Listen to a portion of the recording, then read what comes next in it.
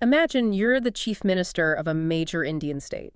You've just lost this monumental, fiercely fought assembly election. Yeah, which is devastating on its own. Right. But then, almost overnight, your vast political patronage network, like the actual lifeblood of state-level politics, it just starts to dry up. Because you don't hold the keys to the state machinery anymore. Exactly. And suddenly, you get word that 20 of your own members of parliament are gathering at a rival union minister's house in New Delhi. Oh, wow. Yeah, and they aren't just having tea, right? They're actively figuring out how to legally pledge support to your biggest political rival without getting themselves disqualified from parliament.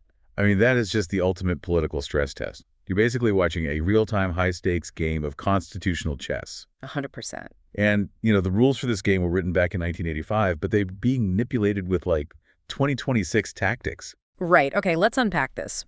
Because if you're studying the 10th schedule right now, this incredibly tense scenario playing out in West Bengal is just the perfect real-world test case. It really is. Welcome to the Daily Deep Dive, the 3D initiative of UPSC with Saurabh Kaushik. We're skipping the surface-level news today and going straight into the underlying mechanics of global and domestic power. Right, we've got a lot of ground to cover. We really do. We have 9 major developments from the June 9, 2026 editions of The Hindu and the Indian Express explained to dissect. Our mission today is to give you, the listener, that rigorous analytical edge. Yeah, to not just know what happened, but to actually understand the complex systems driving these events. Exactly. Because we're looking at a deeply interconnected board today. We're tracking everything from severe domestic constitutional crises to the expansion of global nuclear arsenals, the hidden costs of massive infrastructure. Don't forget the changing health demographics, too. Right. And even the digital plumbing that might entirely upend global finance. The goal is to connect these dots across multiple disciplines, giving you the comprehensive understanding you need for general studies. So let's jump straight into General Studies Paper 2 with that exact scenario in Bengal. The Trinamool Congress, or TMC, is facing a massive rebellion. Massive is almost an understatement. Yeah.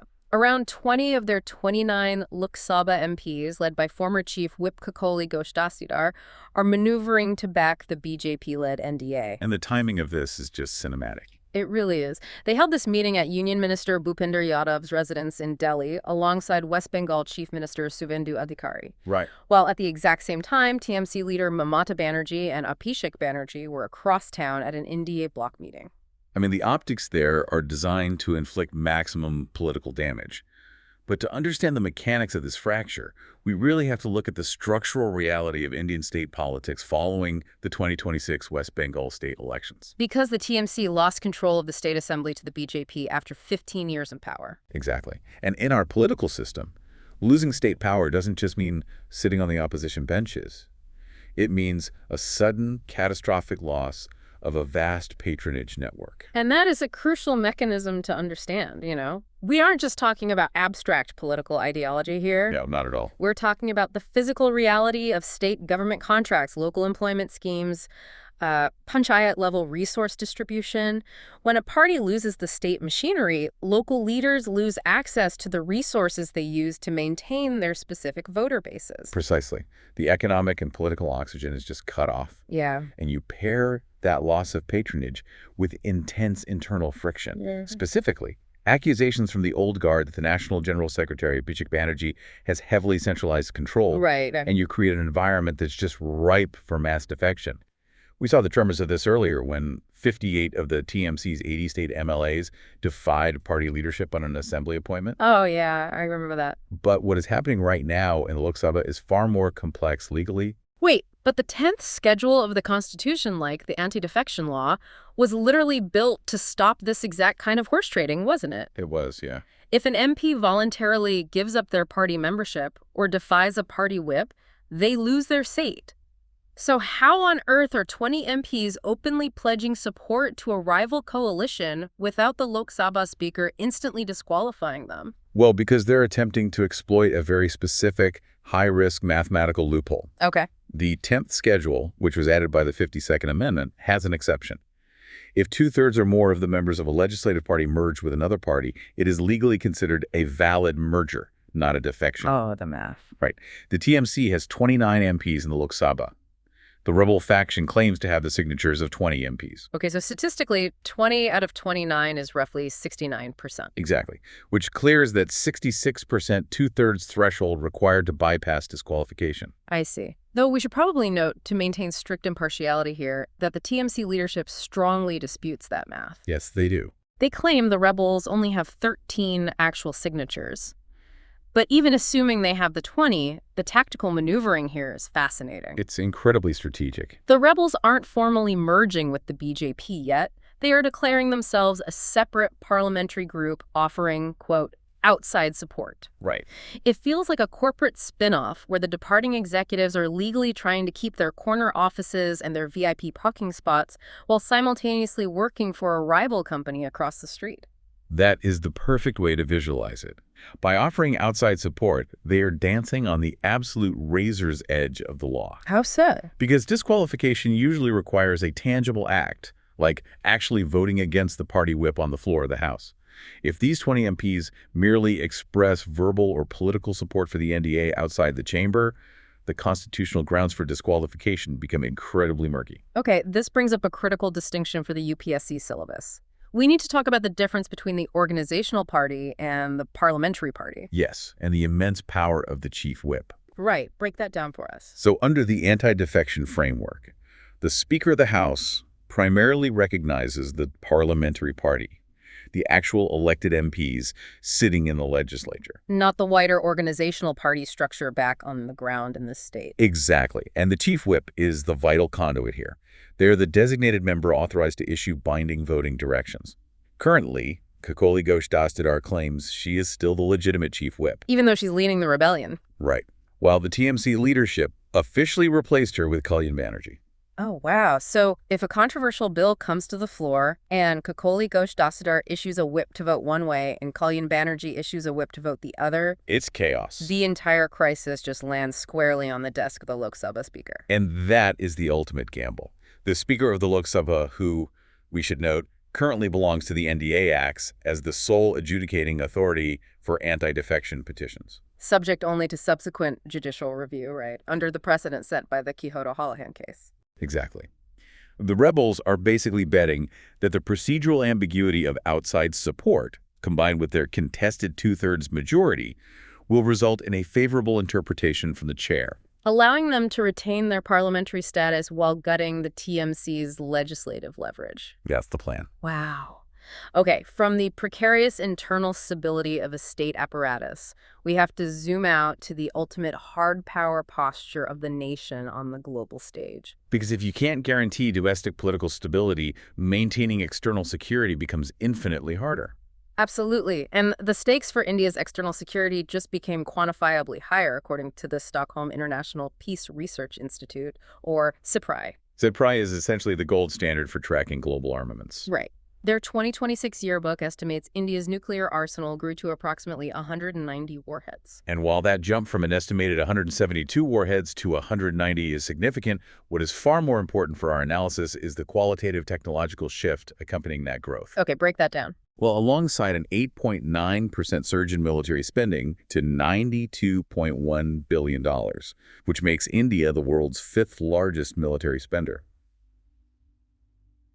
India is fundamentally realigning its nuclear posture. Because historically, our nuclear deterrent was primarily, almost singularly, focused on Pakistan. Right.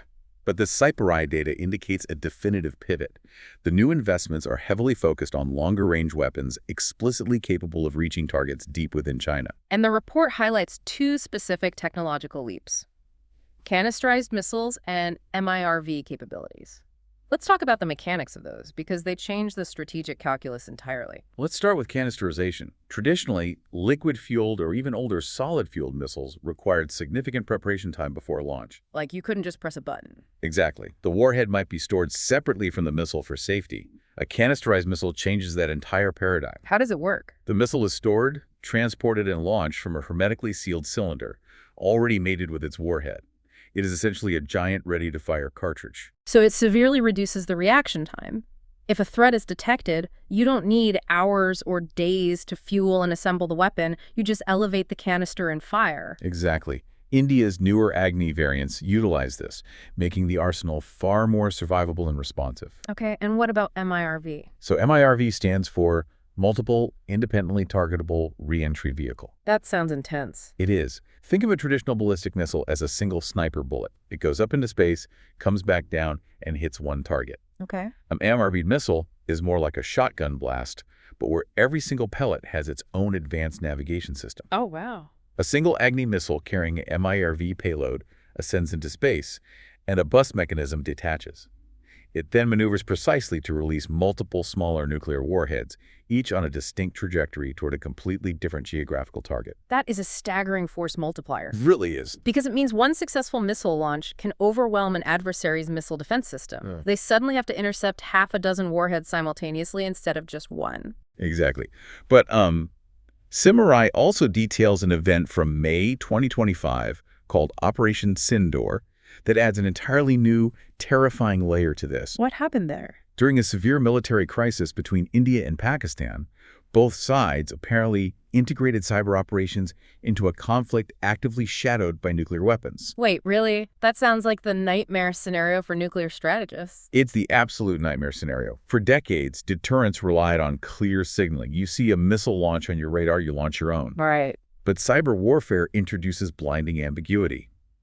If a highly sophisticated malware attack suddenly shuts down a nation's early warning radar systems, the military commanders face an impossible question. Right, because is this just a disruptive cyber attack, or is this the blinding phase immediately preceding an incoming nuclear first strike? Precisely. Because if you assume it's just a cyber attack and wait, your own weapons might be destroyed in their silos. But if you assume it's a first strike and launch your weapons in a panic, you might have just started a global nuclear war over a computer virus. Exactly. The integration of cyber into the nuclear domain compresses the time for decision-making down to seconds. Here's where it gets really interesting, though. If global total numbers of nuclear weapons are technically going down, why does the SciPri report sound like a massive alarm bell is ringing? Because that overall decline is entirely an accounting illusion. How so? The total number, which is hovering around 12,187 warheads, is dropping solely because the U.S. and Russia are slowly dismantling thousands of obsolete, retired warheads built in the 1970s and 80s. Oh, so they're just cleaning out the garage. Exactly.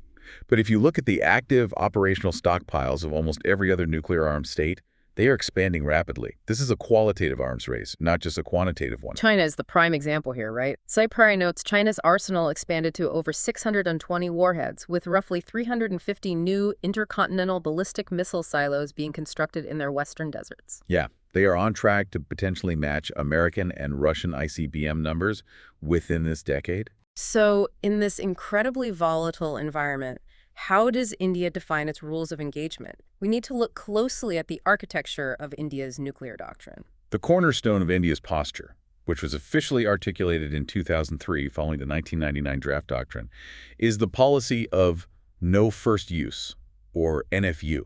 Right. India states categorically that it will never be the first to introduce nuclear weapons into a conflict. But it reserves the right to massive nuclear retaliation only if Indian territory or Indian forces anywhere are attacked with nuclear, biological, or chemical weapons. Exactly. But to make a no-first-use pledge credible, your enemy has to believe that you can survive their absolute worst initial attack and still punch back hard enough to destroy them. And that requires credible minimum deterrence. Right. We aren't trying to build 5,000 warheads to match the U.S. We just need enough guaranteed survivable firepower to assure unacceptable damage to any adversary. And that survivability is physically guaranteed by the third pillar, nuclear triad. Yes. You spread your arsenal across land, air, and sea.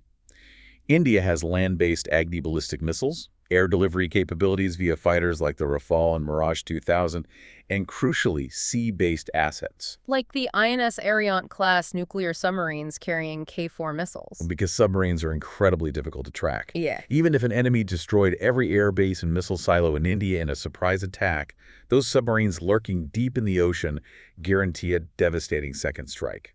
But, maintaining that kind of sophisticated, multi-domain defense posture requires unimaginable logistical support. It really does. You cannot deter adversaries at your borders if you cannot physically move your military assets to those borders, which leads us perfectly into the absolute necessity of strategic physical infrastructure. From the missiles to the roads required to move them. Exactly. We are looking at the monumental breakthrough of the Zochila Tunnel. If you look at the physical geography of India's northern borders, the Himalayas present perhaps the most unforgiving logistical barrier on Earth. Yeah. The Zohila Pass, sitting on the crucial NH1 highway connecting the Kashmir Valley to the Ladakh region, has historically been the supreme choke point.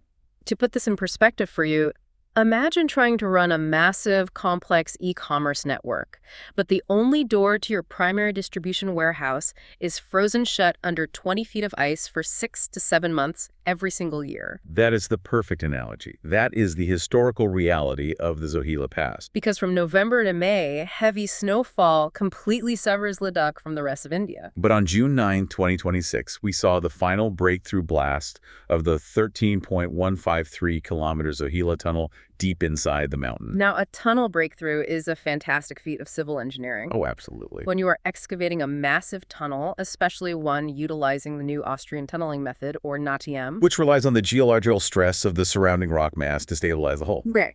Yeah. You don't just start at one side and dig for 13 kilometers. You start drilling simultaneously from both ends, called headings. The breakthrough is that precise, calculated moment when the two excavation teams finally meet in the middle, deep underground. Completing the continuous passage. And when this tunnel is fully commissioned, which is slated for late 2027, it will be the world's longest single-tube bidirectional road tunnel at an extreme altitude of roughly 11,500 feet. Which is incredible. The National Highways and Infrastructure Development Corporation Limited, NHIDCL, alongside the construction firm MEAL, are managing this behemoth. Right. But let's talk about why the government is pouring thousands of crores into a tunnel in such a hostile environment. It goes back to the hard lessons of military history, doesn't it? It absolutely does. The strategic vulnerability of Ladakh's isolation cannot be overstated. During the 1999 Kargil War, the seasonal closure of the Zohila Pass created an absolute nightmare for the Indian Army. They struggled immensely to move Bofors, artillery guns, ammunition, and reinforcements up into the Dras and Kargil sectors. Because the primary artery was heavily snowed in and under direct enemy observation. The military essentially had to fight with one hand tied behind its back until the summer thaw. Wow. And the calculus changed permanently after the Galwan Valley clash with China in June 2020. That was the turning point. The realization set in that India could no longer rely on a seasonal, fair-weather supply line when facing a persistent year-round threat along the line of actual control. The Zohila Pass was basically a seasonal blocked artery in India's strategic circulatory system. Exactly. And the Zohila Tunnel is the crown jewel of a massive post-Galwan border infrastructure acceleration. It joins projects like the Aadhaar Tunnel and the DSDBO Road. So once Zohila is operational, an agonizing 3-hour, highly dangerous mountain pass drive that is impossible in winter becomes a flat, secure 15-minute transit available 365 days a year. Tanks, troops, and supplies can flow into Ladakh completely uninterrupted. But the impact isn't purely military, is it? The socioeconomic transformation for the roughly 3 lakh civilian residents of Ladakh will be profound. Oh, definitely. Currently, their entire economy goes into hibernation for half the year. If you are a farmer growing Ladakh's famous apricots, your ability to sell into the massive markets of the plains is totally dictated by the weather window. Right. But a year-round tunnel means perishable goods can flow out, essential medical supplies can flow in, and the lucrative tourism season isn't artificially capped by snowfall. It perfectly demonstrates the dual-use nature of grand strategy. However, carving 13 kilometers through Himalayan granite requires staggering amounts of capital expenditure. Yes, it does. And when a government commits tens of thousands of crores to hard infrastructure and has a $92 billion defense budget, that money has to come from somewhere. The national budget is a zero-sum game. Which brings us to the harsh realities of fiscal management and social welfare. Massive capital expenditure often forces the rationalization of subsidies. Right. And the government has just announced a major cut to the Pradhan Mantri Ujjwala Yojana, or PMUY. They are slashing the annual limit of subsidized LPG cooking gas cylinders from 9 down to 4 per beneficiary. This is where macroeconomic pressures crash violently into micro-level household economics. Let's lay out the facts impartially here. Under the PMUY scheme, which is aimed primarily at BPL households and marginalized communities, beneficiaries receive a Rs 300 subsidy per 14.2 kilogram cylinder. And this is delivered via a direct benefit transfer, meaning the consumer pays the full market price up front, which is currently Rs 942 in Delhi, and then the Rs 300 is routed back directly into their bank account. Right, through the Jam Trinity architecture. So for the first 4 cylinders of the year, a low-income household effectively pays Rs 642. But the moment they need a 5th cylinder, they're exposed to the full market price of Rs 942. Now, the Ministry of Petroleum defends this cut by pointing to the data. They state the national average consumption for an Ujjwala beneficiary is only about 3.68 refills per year. Therefore, capping it at 4 cylinders mathematically shouldn't affect the vast majority of users. That is the administrative justification. But if you look at the underlying mechanics, this decision is being heavily driven by global supply chain shocks. Like what's happening in the Middle East? Exactly. Since early 2026, disruptions in the Strait of Hormuz have sent global energy prices soaring. India imports over 60% of its LPG requirements. And our domestic pricing is strictly governed by the import parity price, or IPP. Right. Let's explain IPP for a second because it dictates the economics of literally every kitchen in India. The import parity price is essentially the landed cost of LPG if it were imported into India at today's international rates. And that rate is benchmarked against the Saudi Aramco contract price. The data shows that for every $10 per ton increase in the Saudi Aramco rate, the subsidy burden on a single cylinder in India balloons by Rs 20 to Rs 25. Wow. So with the global spike, the government's total LPG subsidy outgo since 2022 has surpassed an unsustainable Rs 52,000 crore. The actual cost to procure and supply a cylinder is hovering around Rs 1,600. The state is already absorbing a massive hidden shock just to keep the retail price at Rs 942. So faced with a bloated defense budget and the need for capital infrastructure like Zohila, the finance ministry simply cannot afford to maintain a 9-cylinder subsidy buffer. From a fiscal perspective, they feel they have no choice.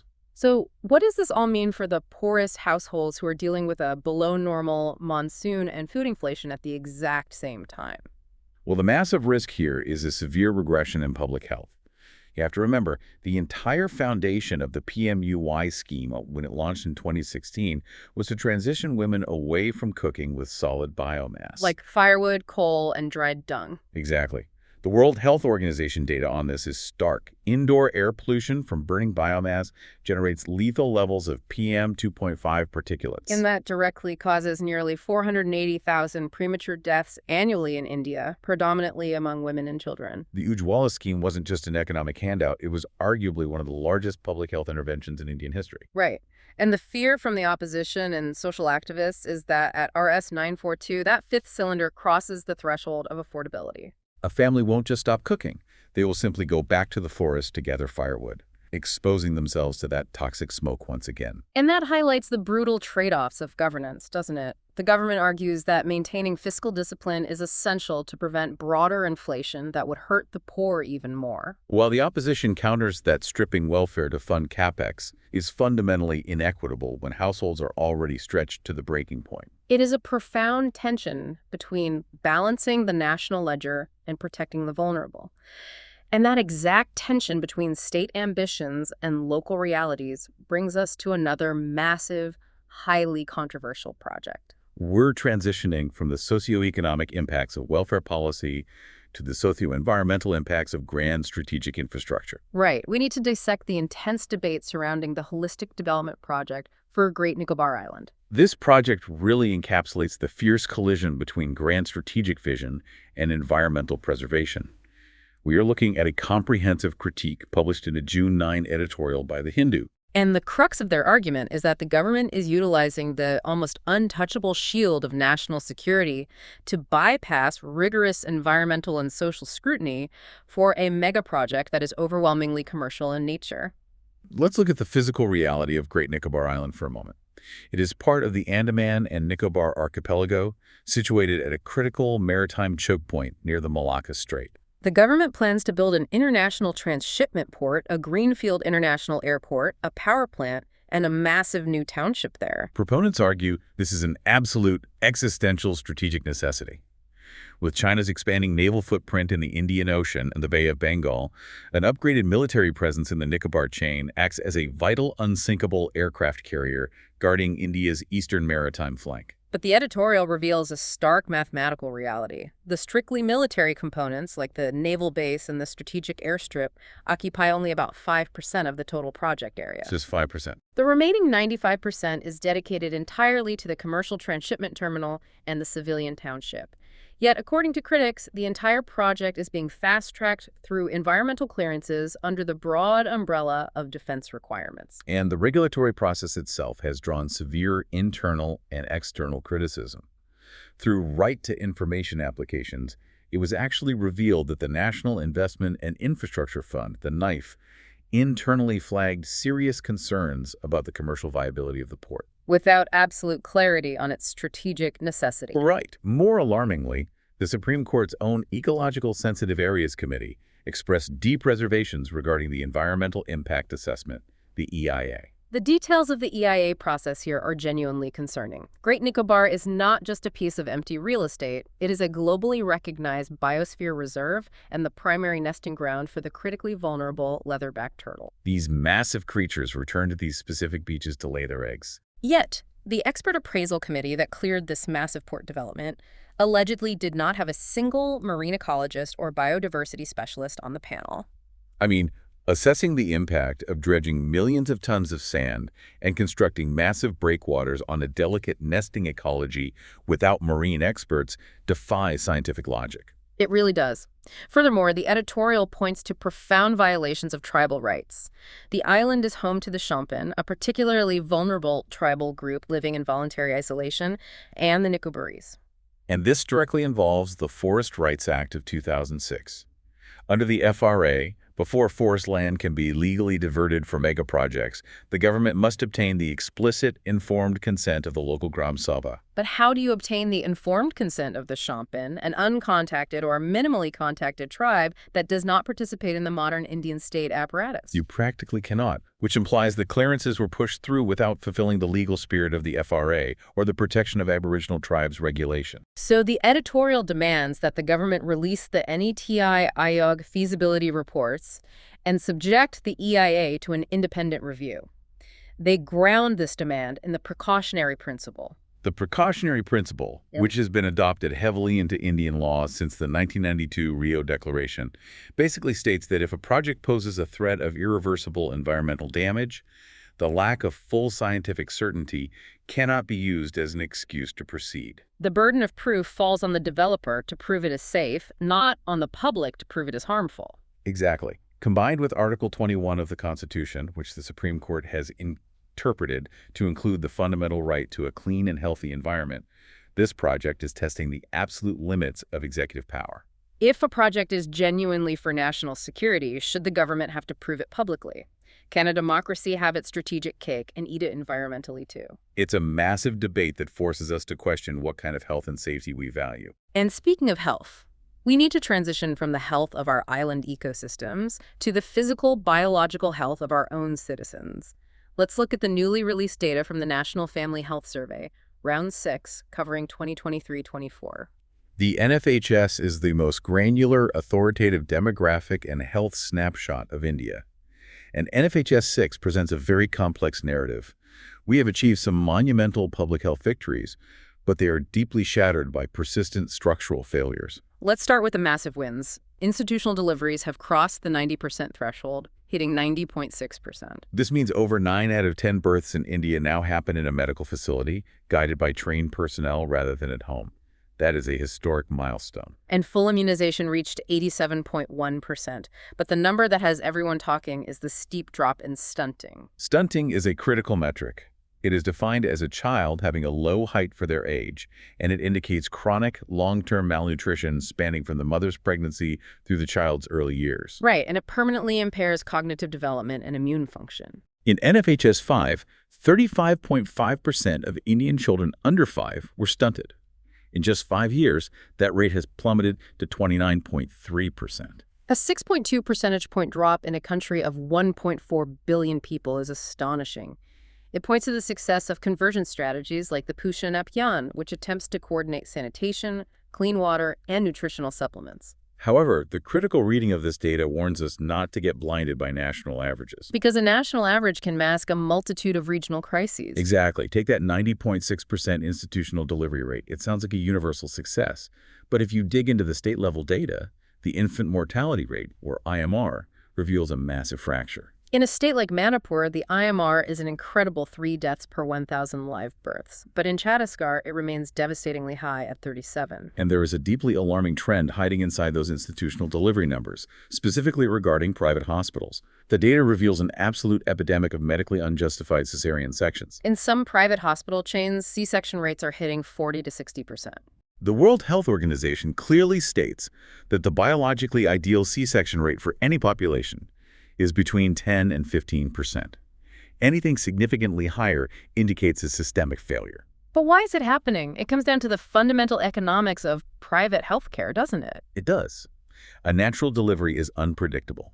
It can tie up a labor room and medical staff for 12, 18, or 24 hours. Whereas a scheduled C-section is a surgical procedure that takes exactly 45 minutes. From a hospital administrator's perspective, C-sections maximize bed turnover rates and allow for predictable, highly lucrative billing, often packaged neatly for insurance claims. It is the commodification of childbirth, overriding maternal health for financial efficiency.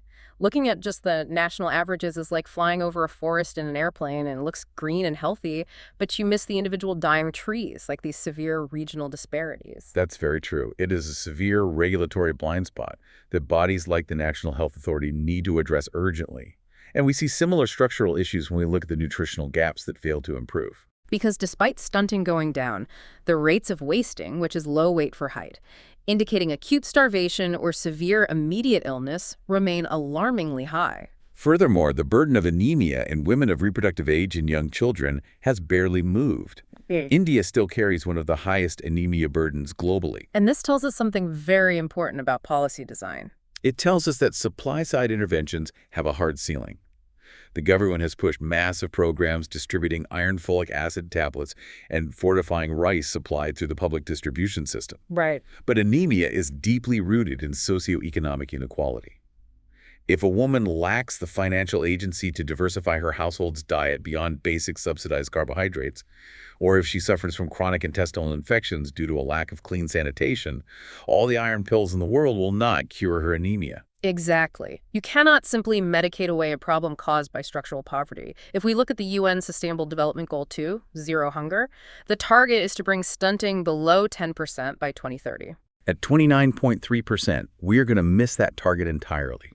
And because of our absolute population size, that percentage still translates to over 70 million children whose cognitive potential is permanently capped. We have to move beyond celebrating the macro-level improvements and forcefully target the micro-level disparities. And interestingly, this idea of moving past the surface-level product to understand the deeper infrastructure is the exact theme of our next topic. We are pivoting from the biological architecture of our population to the digital architecture of global finance. Let's look at the fascinating evolution of the cryptocurrency market. Most of the mainstream noise is focused on volatile assets like Bitcoin. But Article 7 makes a compelling argument about stablecoins, pointing out that the real generational wealth and disruption isn't in the coins themselves, but in the unseen plumbing that makes them work. To understand this, we must define the asset. A stablecoin is a cryptocurrency engineered to completely avoid the wild price swings of Bitcoin. It is pegged one-to-one with the fiat currency, overwhelmingly the US dollar. So one tether, or USDT, is designed mathematically and financially to always be worth exactly $1. The companies issuing these, like Tether and Circle, back their digital tokens by holding equivalent billions in actual U.S. Treasury bills and cash reserves in traditional banks. The scale of this market is quietly astronomical. The stablecoin market cap crossed $310 billion in early 2026. But as the article points out, trying to launch a new stablecoin today to compete with Tether is a fool's errand. The smart money is investing in the infrastructure. I look at it exactly like the 1849 California gold rush. The people who consistently made massive fortunes weren't the prospectors panning in the rivers. It was the people selling the pickaxes and building the toll roads. In the stablecoin ecosystem, those pickaxes and toll roads consist of several highly sophisticated infrastructural layers. Let's look at the first layer, custody and settlement. Okay. When a major financial institution decides to handle billions in stablecoins, they cannot simply write a password on a piece of paper. They require enterprise-grade security. So they use custodians that provide multi-party computation, or MPC, wallets. Let's explain how MPC works, because it's brilliant cryptography. Sure. Instead of having one private key like one master password that a hacker could steal, MPC technology mathematically shatters that key into multiple pieces and distributes them across different servers globally. Wow. To authorize a transaction, a threshold of these servers must independently compute their part of the puzzle simultaneously. No single person and no single breached server ever holds the complete key.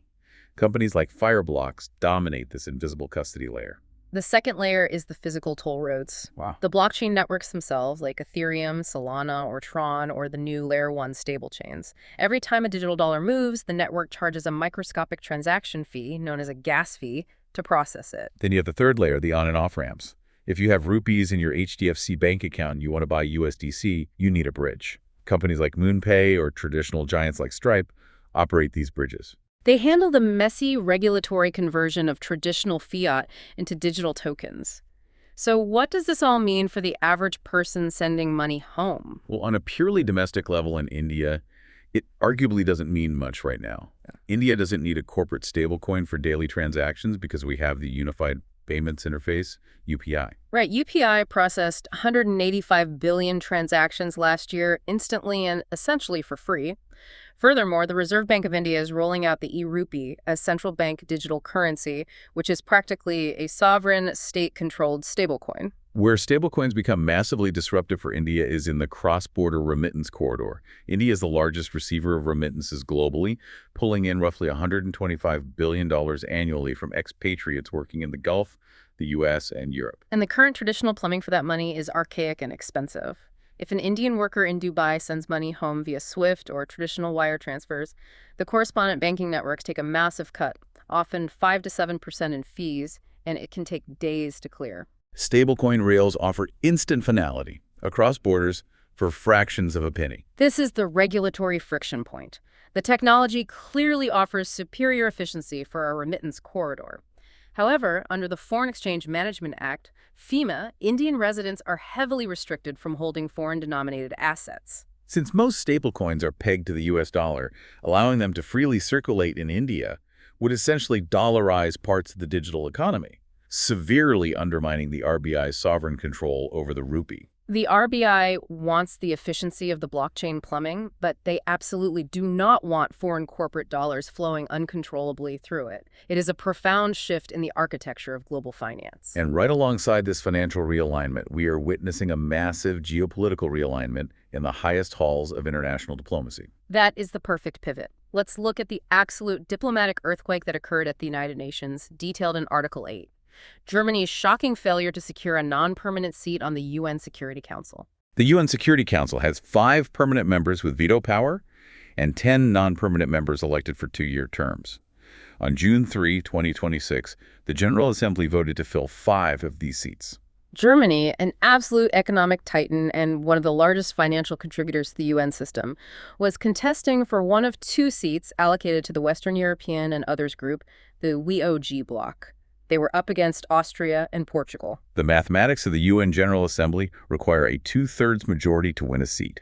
With 193 member nations, the magic number is 128 votes. Austria cruised to victory with 134 votes. Portugal secured 131. Germany, incredibly, only managed 104 votes, falling 24 votes short. This is historically unprecedented. Every single previous time Germany has contested for a UNSC seat, they have won it.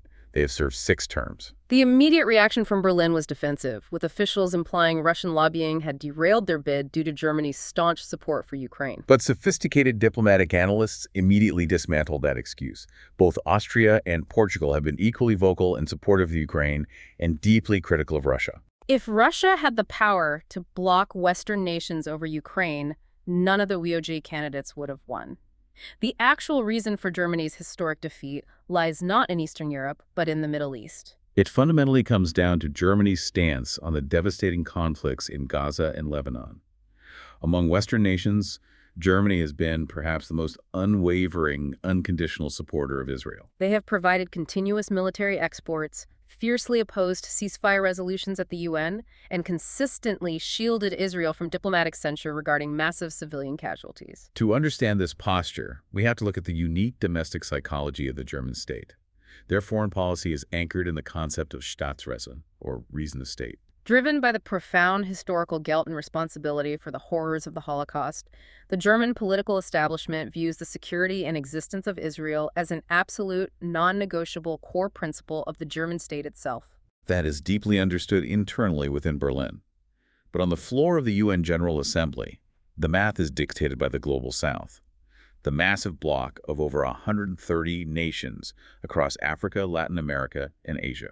And from the perspective of the Global South, Germany's unconditional support for Israel, despite the catastrophic humanitarian toll in Gaza, was viewed as a glaring, unacceptable double standard regarding international human rights law. Germany alienated the exact voting bloc they desperately needed to cross the 128-vote threshold. Contrast this with Austria and Portugal. They are also European allies of Israel, but they maintained a much more nuanced, balanced diplomatic posture. Austria actively co-sponsored UN Human Rights Council resolutions critical of aggressive Israeli settlement expansions. The Global South recognized and rewarded that diplomatic nuance. The domestic political fallout in Germany has been vicious. Chancellor Friedrich Merz campaigned specifically on restoring Germany's muscular influence on the global stage. Instead, he suffered a humiliating defeat, with domestic opposition leaders calling it a complete collapse of German diplomacy. It proves that domestic political promises just crash directly into the changing realities of a much more assertive global South. And this has massive implications for India, because India and Germany are partners in the G4. The G4, comprising India, Germany, Japan, and Brazil, is a lobbying bloc actively seeking permanent seats on an expanded UN Security Council.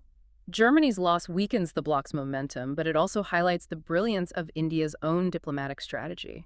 Let's look at how India navigated these exact same geopolitical minefields. India wants a permanent seat, which means India needs the near-universal support of the Global South. When the Ukraine war broke out, India faced immense Western pressure to condemn Russia. Instead, India utilized a strategy of calculated abstentions, continuing to purchase discounted Russian oil to manage domestic inflation, while firmly stating, this is not an era of war. And regarding Gaza, India's multi-alignment was equally deft.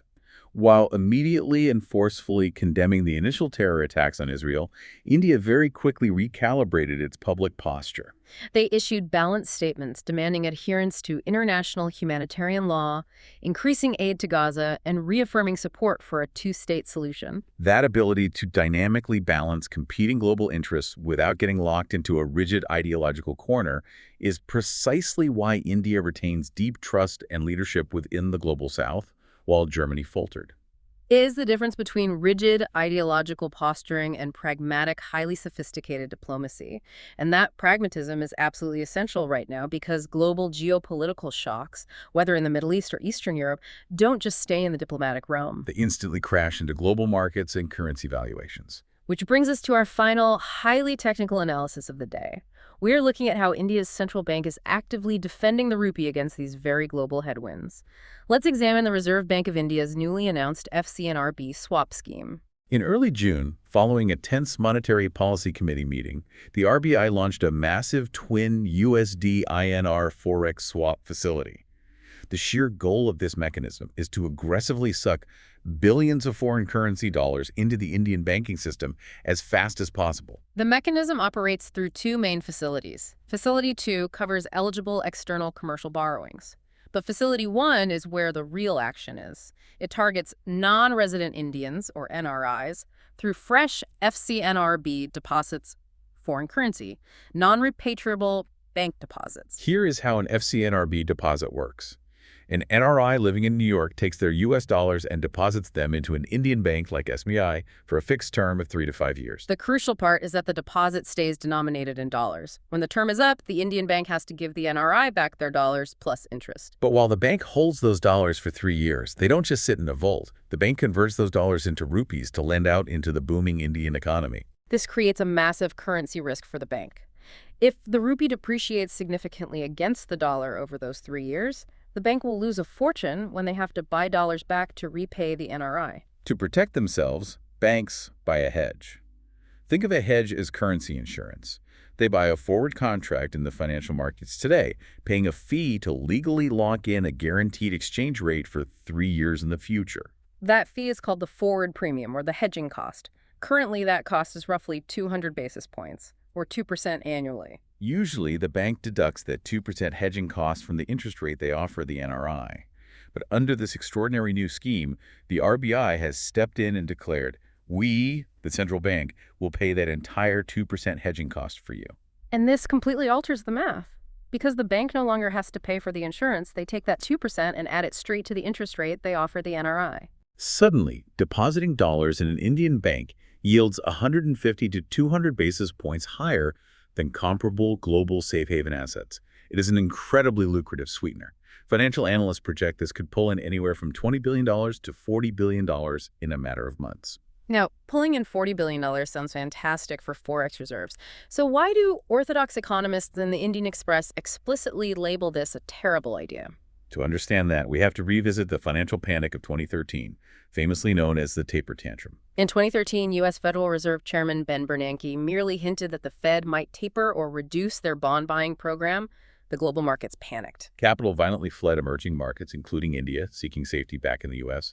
The rupee went into an absolute freefall, plunging to near 68 against the dollar, which was catastrophic at the time. Raghu Rajan took over as RBI governor right in the middle of this crisis in September 2013. His very first major policy bazooka was launching an FCNRB swap window almost identical to the one we're discussing today. And tactically, it was a phenomenal success. It pulled in roughly $34 billion in just 2 months, instantly stabilizing the rupee and halting the panic. So if it worked brilliantly in 2013, why is it terrible now?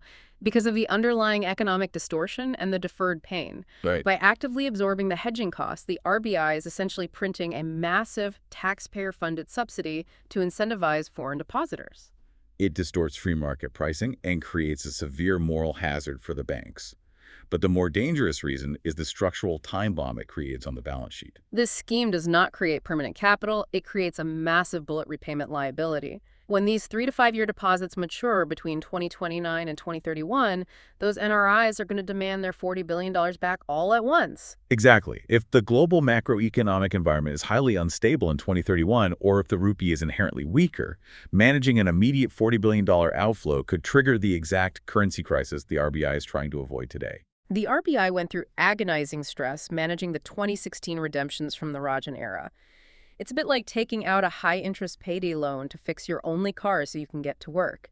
Yes, it's a terrible financial liability for your future self, but if you don't do it today, the whole system grinds to a halt. And the RBI is absolutely staring at a broken engine right now. The rupee is under relentless pressure, hovering around Rs 95 to Rs 97 against the dollar. We have witnessed immense foreign portfolio investment outflows. Almost Rs 1.78 lakh crore exited the Indian equity and debt markets in FY26 alone. And here's where we must connect the final dots of today's deep dive. Why is the rupee under so much pressure? It loops directly back to Article 4 of the Ujwala subsidies. The ongoing geopolitical disruptions in the Strait of Hormuz are keeping global crude oil and LPG prices artificially high. India is a net importer of energy. We're being forced to spend billions more in U.S. dollars just to buy our essential fuel, which drastically widens our current account deficit and drains our Forex reserves. The RBI desperately needs a massive injection of long-term dollars to defend the rupee's value. Normally, to defend a currency, a central bank would simply raise domestic interest rates. But raising interest rates right now would choke off domestic credit, stifle business investment, and crush economic growth, just as the new government is trying to stabilize. The FCNRB swap allows the RBI to pull in dollars externally without strangling the domestic economy internally. It is a breathtaking high-wire act of monetary triage, attempting to fix a geopolitical energy shock with a targeted, time-bound financial maneuver, fully aware of the future risks. And that brings us to the end of our incredibly dense 9-topic journey today. We started with a localized political rebellion in West Bengal, watching politicians manipulate the 10th schedule to retain their local patronage networks. We saw how that internal maneuvering sits inside a nation rapidly modernizing its nuclear triad with MIRV technology to counter shifting threats from China, while simultaneously carving billion-dollar tunnels through the Himalayas to ensure those military assets can actually be deployed year-round. We tracked how the massive capital required for those tunnels combined with global oil shocks in the Strait of Hormuz, forces the government to slash cooking gas subsidies, risking vulnerable households returning to toxic biomass. We watch that same tension between state ambition and environmental preservation play out over the leatherback turtle nesting sites in Great Nicobar. While analyzing the uneven victories in our national health data, where stunting drops but private hospitals monetize childbirth through unnecessary C-sections. And finally, we saw how the digital plumbing of stablecoins threatens to disrupt traditional global finance, just as Germany's historical guilt disrupted its standing in the UN General Assembly, forcing the RBI to resort to extreme forex measures to keep our own economy stable. Every single piece of this puzzle affects the shape of the others. Truly. To wrap up, I want to leave you with one final conceptual collision to think about. We just analyzed how the RBI is relying heavily on traditional banking channels and NRI deposits via the FCNR swap to attract billions of dollars and defend the sovereign rupee. Right, relying on the old school SWIFT system and correspondent banking. Exactly. But earlier, we discussed the rapid maturation of the stablecoin infrastructure. Those blockchain networks are building highly efficient, instant digital toll roads targeting the exact same $125 billion NRI remittance corridors. As this cryptographic plumbing becomes seamless globally over the next decade, will central banks in the 2030s even have the ability to utilize traditional levers like an FCNR swap to manipulate capital flows? Or will the sheer efficiency of decentralized stablecoin networks entirely bypass sovereign monetary defenses? It is a fundamental question about the future power of the state versus the power of the network. Something complex to mull over as you prep for your next mock test. A brilliant provocation. It turns out to truly understand the syllabus, you cannot just memorize the facts. You have to understand the intricate, sometimes terrifying mechanics of how the global circulatory system actually pumps. Thank you so much for joining us on this daily deep dive. Stay curious, keep connecting the dots, and we will see you next time.